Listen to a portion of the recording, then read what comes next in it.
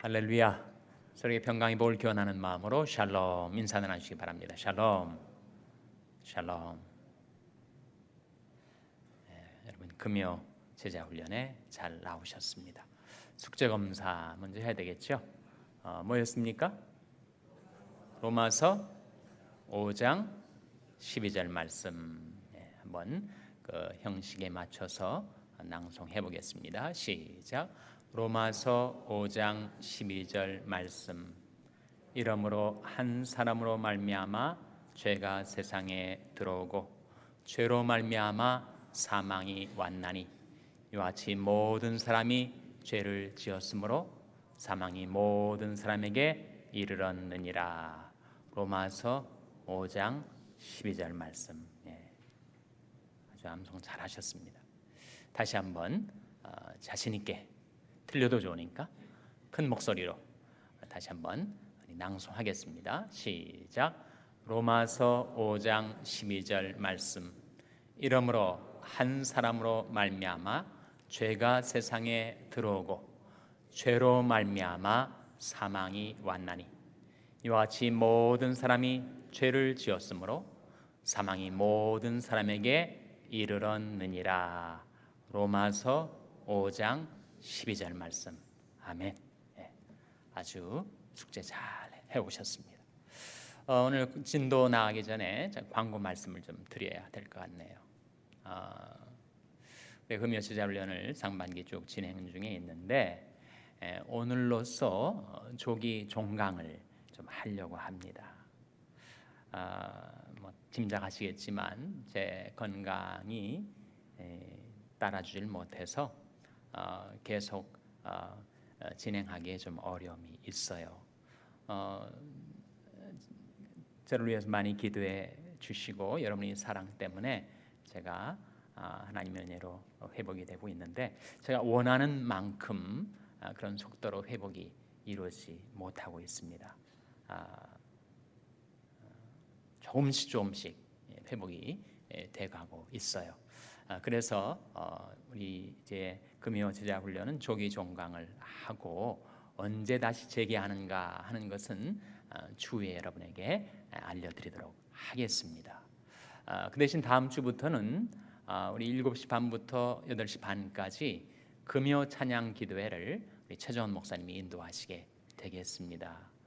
우리 자녀들 아와나도 계속되고 중고등부 금요 집회도 계속되기 때문에 학병들께서는 또 원하시는 분 누구나 본당에 오셔가지고 금요 제자 훈련 대신 다음 주부터 진행되는 금요 찬양 기도회 7시 반부터 8시 반까지 1시간 최정 목사님 인도로 진행되는 이 찬양 기도회 여러분을 초대하고 환영합니다. 누구나 오셔서 함께 찬양하고 기도하실 수 있겠습니다.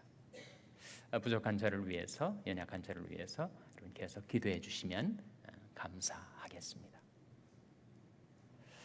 오늘 우리 진도 나가도록 하죠. 몇 가지요? 몇 페이지입니까? 오늘은 6과죠. 제목이 뭐예요? 예수 그리스도의 죽음입니다. 예수 그리스도의 죽음. 중간에 아이직 왓스의 찬송가 가사가 소개되고 있습니다. 나 십자가 대할 때 그 일이 고마워. 내 얼굴 감히 못 들고 눈물 흘리도다. 늘 울어도 눈물로써 못 갚을 줄 알아. 몸밖에 드릴 것 없어 이 몸 바칩니다. 철로 역정에 보면 크리스찬 주인공이죠. 무거운 짐을 등에 지고 헉헉대며 인생을 살다가 갑자기 짐이 순식간에 굴러 떨어져 사라진 것이 언제였는가? 그가 십자가를 바라보았을 때. 여러분에도 그런 경험이 있으실 거예요. 인생 역정을 헤쳐면서 너무너무 힘들다, 너무너무 괴롭다, 너무너무 고통스럽다 라고 느껴질 때 그때 그 무거운 짐이 언제 사라지는가? 십자가를 바라볼 때. 여러분 가운데는 정말 저보다 훨씬 고통스러운 과정을 거친 분도 많이 계실 텐데, 저도 치료를 받으면서 이제 몸에 구멍을 4개를 뚫었어요. 국부마취를 해가지고 찌르니까 얼마나 아프겠어요. 근데 고통을 제가 순순히 이겨낼 수가 있었던 것은 바로 그 말씀 때문이었어요. 그가 찔림은 우리의 허물을 인하며 그가 상함은 우리 죄악을 인함이라. 예수님께서 십자가에서 당하신 고통과 고난을 생각하니까 제가 당하는 고통을 제가 견뎌낼 수가 있게 되더라고요. 그래서 바로 십자가의 사랑, 그것이 우리 인생을 지탱해주는 힘입니다. 그래서 오늘은 바로 예수님의 죽음에 대해서 말씀을 한번 같이 보도록 하겠습니다. 1번 질문, 먼저 역사적인 사건이기 때문에 그 사건에 대한 증언을 우리가 한번 볼 필요가 있죠. 마태복음 27장 32절에서 38절 한번 잠깐 펼쳐보시기 바랍니다.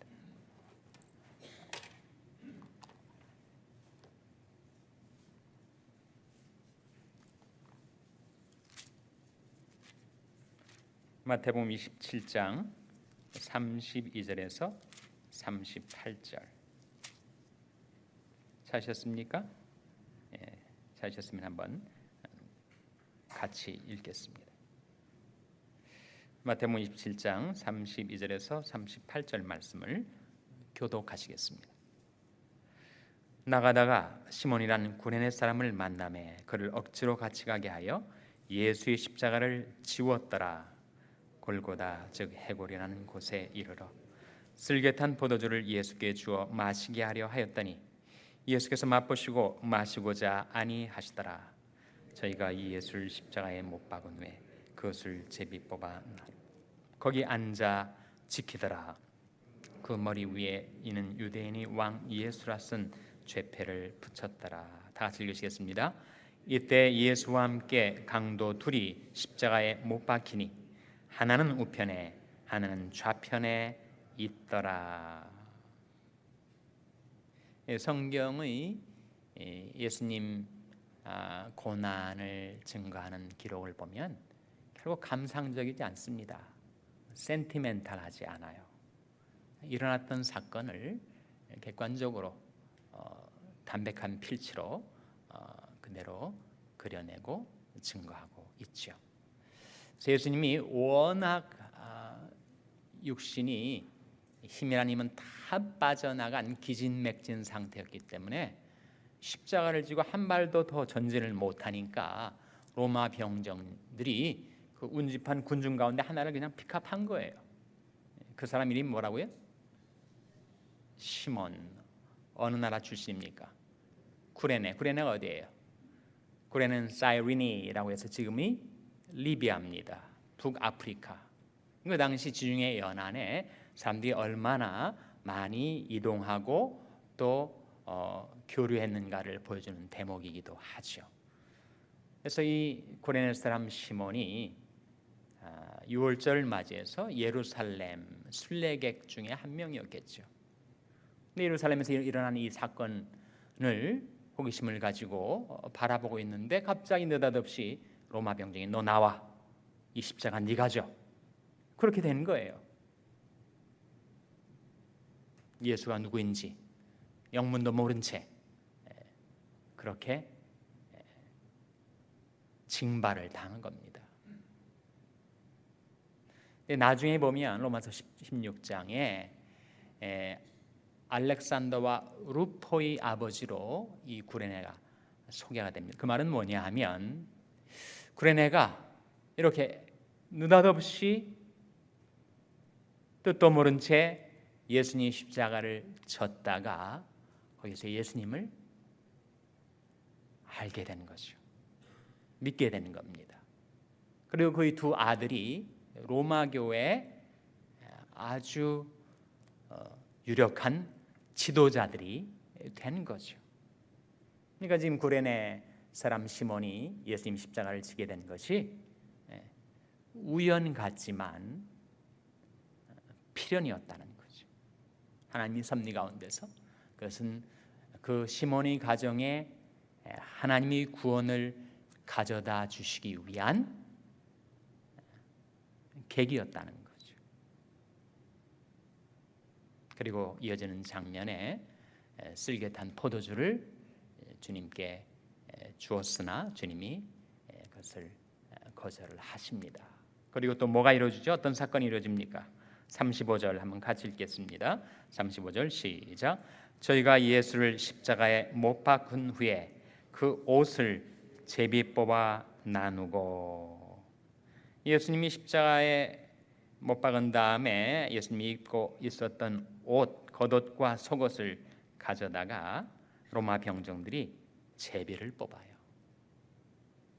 여러분, 이 사건은 어떤 예언이 성취죠? 어디에 나오는 말씀이 이루어진 것입니까? 시편 22편 말씀.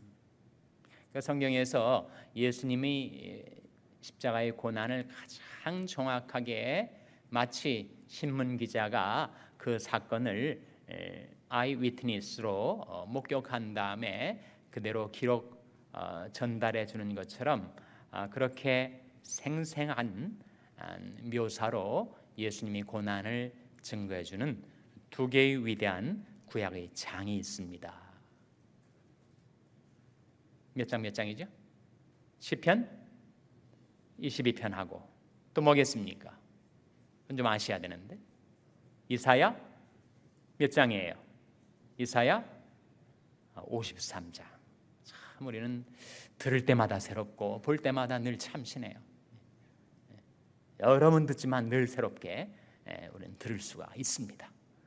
자, 두 장 다시 한번, 시편 22편하고 이사야 53장.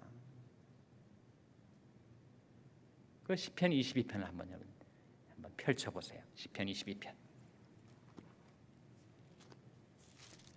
시편 22편은 구약성경 816면이죠. 구약성경 816면.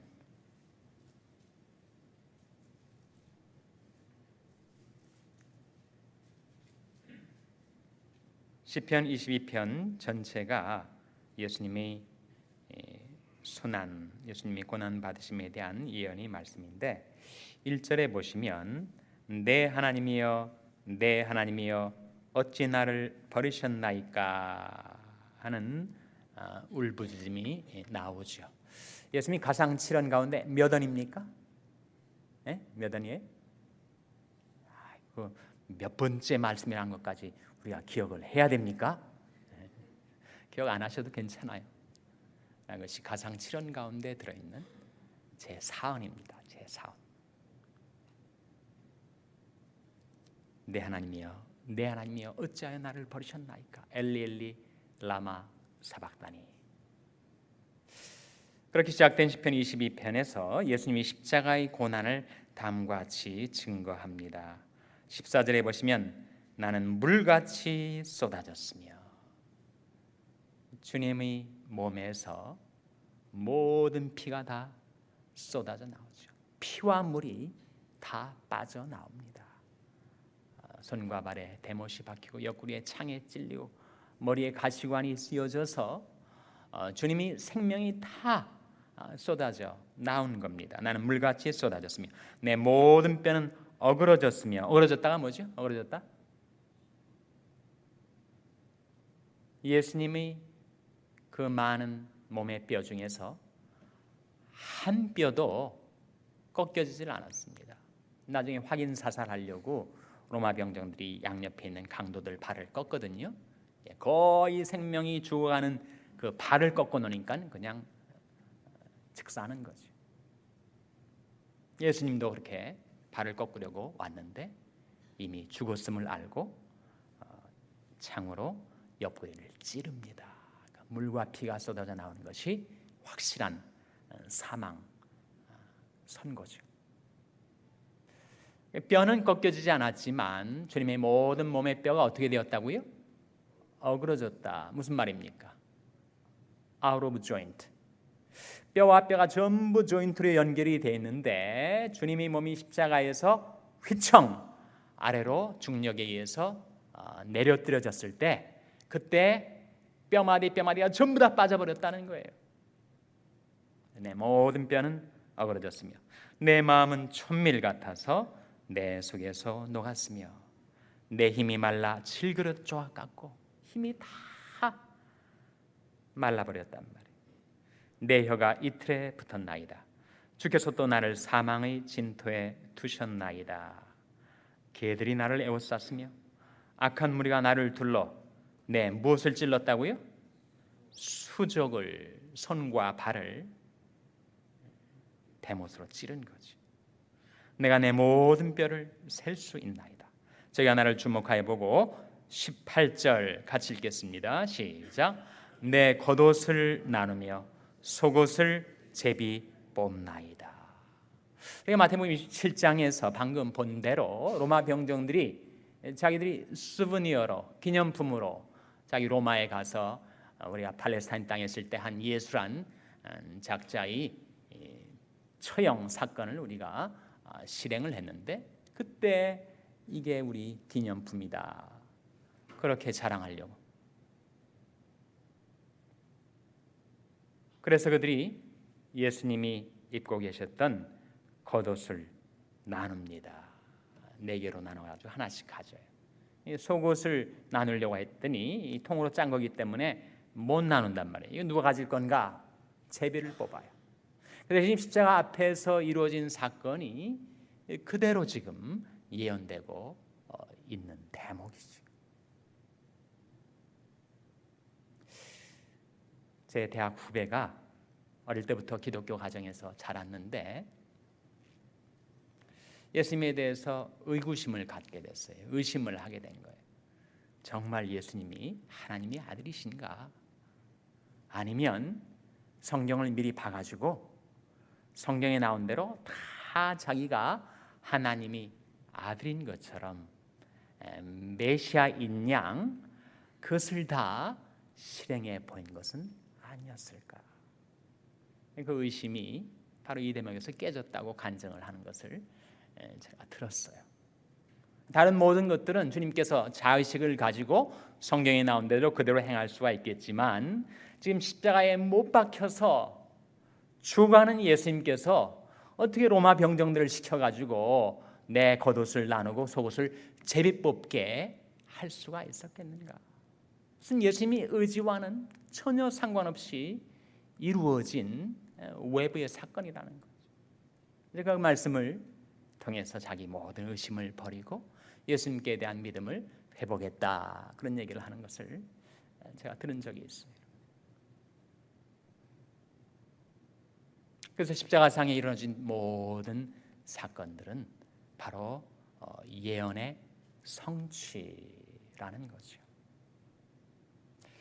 다시 우리가 본 말씀이 지금 1번 질문과 2번 질문입니다. 3번 질문. 1번 질문이 역사적인 사건에 대한 복음서의 기록이고 2번 질문을 우리가 시편 22편의 예언의 말씀을 통해서 생각해 봤다면 3번 질문은 그 사건의 의미입니다. 사건의 의미.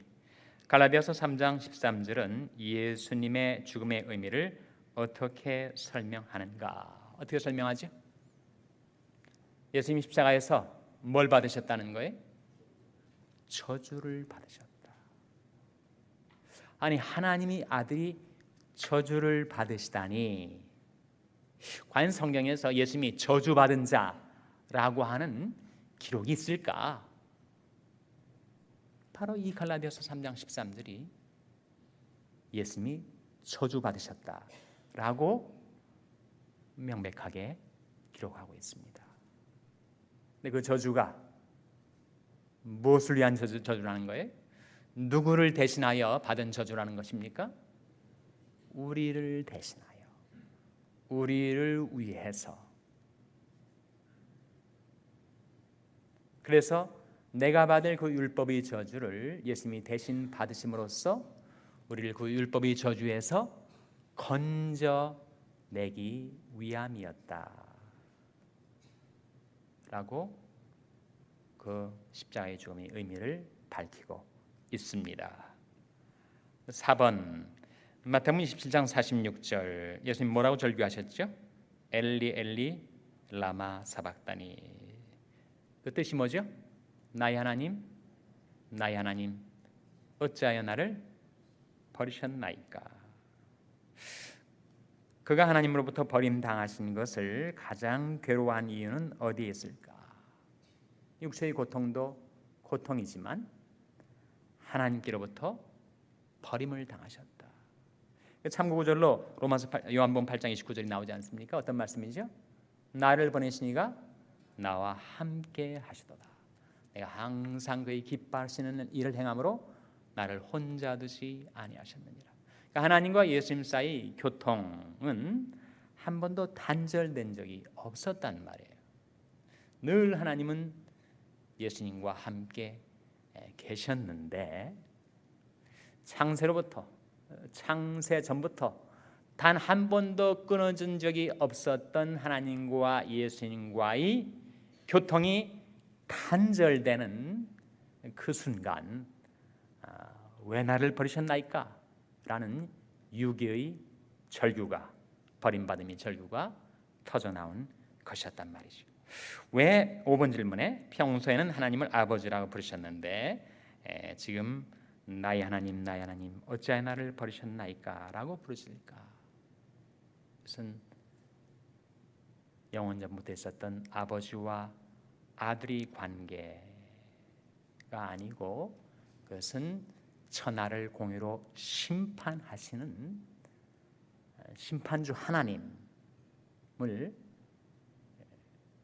공식적으로 부르는 타이틀이라고 할 수가 있습니다. 자, 6번 예수님이 십자가상에서 마지막으로 외치신 말씀 뭐죠? 요한복음 19장 30절 뭡니까? 다 이루었다. 뭘 다 이루신 거예요? 세 가지 의미가 있다. 첫째는 뭐라는 겁니까? 하나님이 예수님에게 주신 사명을 완수하셨다. 아버지께서 내게 하라고 주신 일을 내가 다 이루어 아버지를 영화롭게 하였사오니. 요한복음 17장 4절입니다. 두 번째 말씀이 사도행전 13장 29절 아니에요? 거기에 뭐가 나옵니까? 그것은 예수 그리스도에 대한 모든 예언이 완성되었다. 로마서 3장 24절 25절은 뭘까요? 그것은 대속의 역사가 구속의 역사가 완성되었다. 그러니까 이 다 이루었다라는 말씀 속에 세 가지 의미가 들어있다는 거예요. 세 가지가 뭐예요? 사명의 완성, 예언의 완성, 구속의 완성, 다 이루었다라고 말씀하신 거죠. 7번 우리 구원을 위해 왜 피 흘림이 절대적으로 필요하였는가? 레위기 17장 11절에 어떤 말씀이 나오죠? 생명이 피에 있으므로 피가 죄를 어떻게 한다고요? 속하느니라. 그러니까 인간이 죄를 속한다는 말은 할 수 없이 이것은 한자를 써봐야 되겠네요. 네. 속한다, 어디에 귀속된다 그런 뜻이 아니고 이때 속자는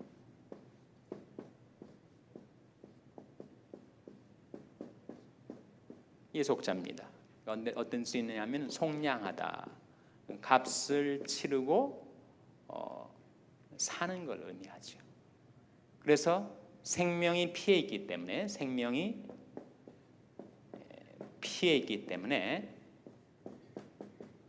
피가 죄를 속한다 하는 위대한 진리입니다. 그래서 인간이 죄는 사망을 가져오거든요. 죄의 값은 사망이란 말이에요. 우리가 오늘 지난주 숙제 말씀 가운데서도 이러므로 한 사람으로 말미암아 죄가 세상에 들어오고 죄로 말미암아 사망이 왔나니 이와 같이 모든 사람이 죄를 지었으므로 사망이 모든 사람에게 이르느니라.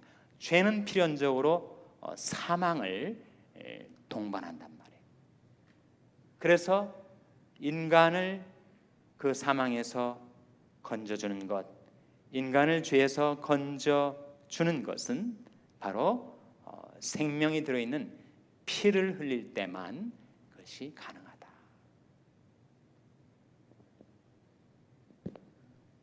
그것을 구약에서는 그것을 law of compensation이라고 합니다. 우리말로 번역을 하면 보상법. 한 사람이 죄를 지으면 그 죄의 값은 그 사람이 죽어야 되는데 그 사람이 죽든지 그 누군가가 대신 그 죄값을 지불해야 그 사람이 죄에서 건짐을 받을 수가 있다는 거죠. 이 보상법에서 피해갈 수 있는 존재가 없다는 겁니다.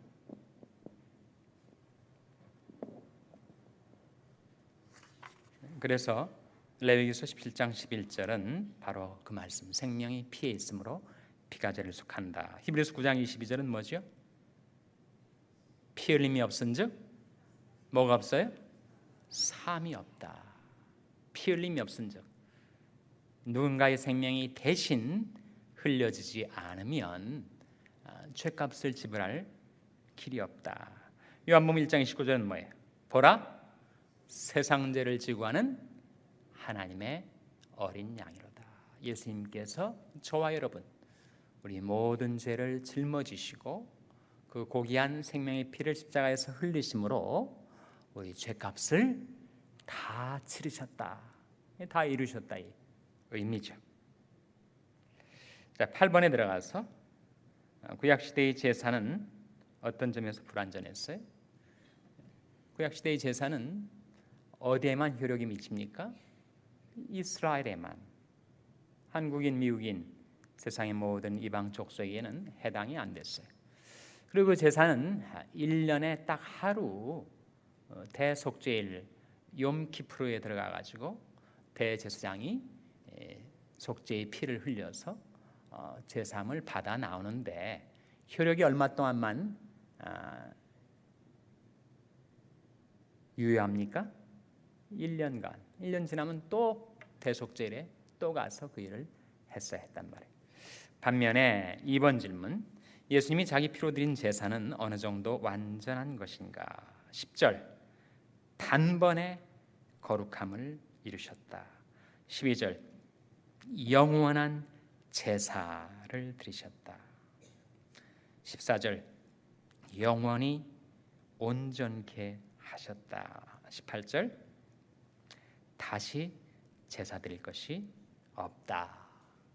그러니까 구약의 제사는 앞으로 올 메시아의 십자가의 죽으심에 대한 예표라는 거예요. foreshadowing. 그것은 앞으로 이루어질 사건에 대한 그림자라는 거예요. 카피라는 거죠. 오리지널은 바로 예수님의 십자가라는 거죠. 그래서 예수님의 십자가는 이제 이스라엘 족속에만 효력이 한정되는 것이 아니고 모든 족속에게, 그리고 1년간만 유효한 것이 아니라 영원히, 그것을 히브리서 10장이 대조적으로 보여주고 있습니다. 자, 9번 질문. 예수님이 십자가로 우리는 영원히 온전케 되었다고 한다. 이 말은 모든 죄가 다 용서받았다는 의미요, 그 용서가 영원토록 유효하다는 뜻이다. 다시 말하면 예수님을 믿으면 하나님께서 우리에게서 아무 죄를 찾을 수 없도록 하신다는 말이다. 이 엄청난 은혜가 믿어지는가? 믿어집니까? 믿어지지 않아서 그것을 거부하는 사람도 많이 있습니다. 너무나도 놀라운 의외의 사건, 하나님께서 나 같은 죄인을 죄가 없는 자처럼, 의인처럼 여겨주신다는 것이, 그것이 바로 하나님의 은혜라는 거죠. 그래서 하나님께서 내가 저희 죄와 저희 불법을 다 다시 기억지 아니하리라 그렇게 말씀하셨어요. 이 중요한 말씀은 여러분이 눈으로 똑똑히 성경을 직접 확인해 봐야 되니까 히브리서 10장 17절 한번 보시기 바랍니다. 히브리서 10장 17절.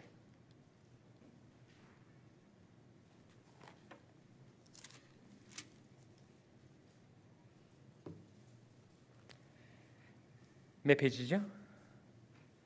신약 363페이지. 히브리서 10장 17절 18절 한번 두 구절 같이 읽겠습니다. 히브리서 10장 17절 18절 같이 읽겠습니다. 시작. 또 저희 죄와 저희 불법을 내가 다시 기억지 아니하리라 하셨으니 이것을 사하셨은즉 다시 죄를 위하여 제사 드릴 것이 없느니라. 하나님께서 예수 그리스도의 십자가의 사건 이후로 우리 죄, 나의 죄와 나의 불법을 다시 기억지 아니하시겠다고 하시는 약속이죠. 그래서 우리가 그 약속 의지에서 사는 겁니다. 거룩하시고 완전하신 하나님 앞에서 내가 이 모습 이대로 나올 때 하나님께서 공의로 나를 다루신다면 내가 어떻게 살 수가 있어? 나의 완연한 분명한 죄의 사건, 죄의 사실, 내가 범한 죄에도 불구하고 하나님께서 나의 죄와 나의 불법을 다시 기억지 아니하신다고 하는 그 사죄의 은총, 그 은혜를 믿기 때문에 우리가 살아갈 수 있는 거죠. 10번, 예수님의 십자가는 하나님이 우리를 위해 주신 가장 최종적인 사랑의 표현이었다. 이것을 로마서 5장 8절은 어떻게 말씀하고 있는가? 암송하시는 분들이 좀 많이 계실 거예요. 어떤 말씀이죠? 우리가 아직 죄인 되었을 때 그리스도께서 우리를 위하여 죽으심으로 하나님께서 우리에게 대한 자기의 사랑을 확증하셨느니라. 그러니까 십자가만 바라보면 우리는 하나님의 그 절대적인 사랑, 영원한 사랑을 확신하고 살 수가 있다는 거죠. 자, 11, 12번 생략하고 교리요약 생략하고 한 페이지 넘기시면 존 스타트, 이 시대의 대표적인 복음주의자 존 스타트의 글이 나와 있는데 한번 여러분 읽어보시기 바랍니다. 다 이 시간에 읽어보지 않고 맨 마지막 문장 한번 보세요. 왜냐하면 찾으셨습니까? 네, 맨 마지막 문장 두 번째 문장이군요. 왜냐하면 우리 손에는 피가 묻어 있기 때문이다.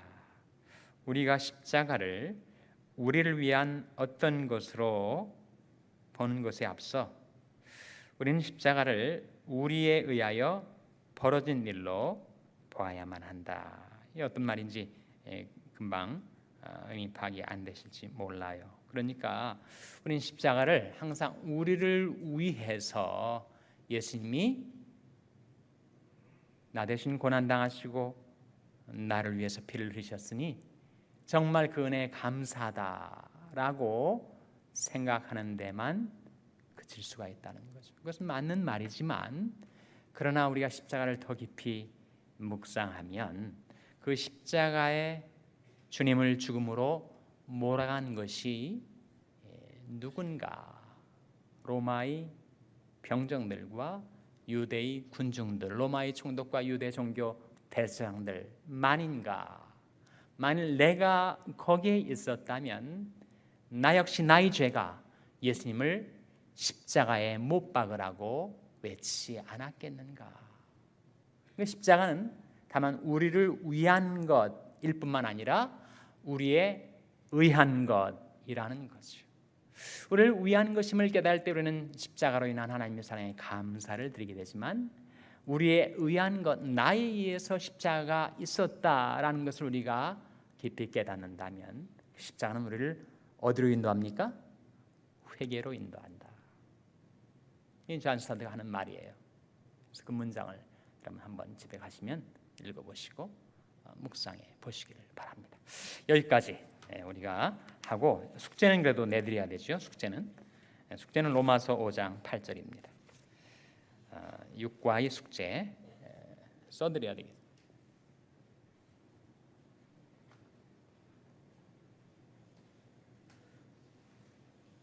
다음번 숙제 검사를 언제 하게 될지 모르겠습니다만 일단 다음번 숙제는 로마서 5장 8절입니다.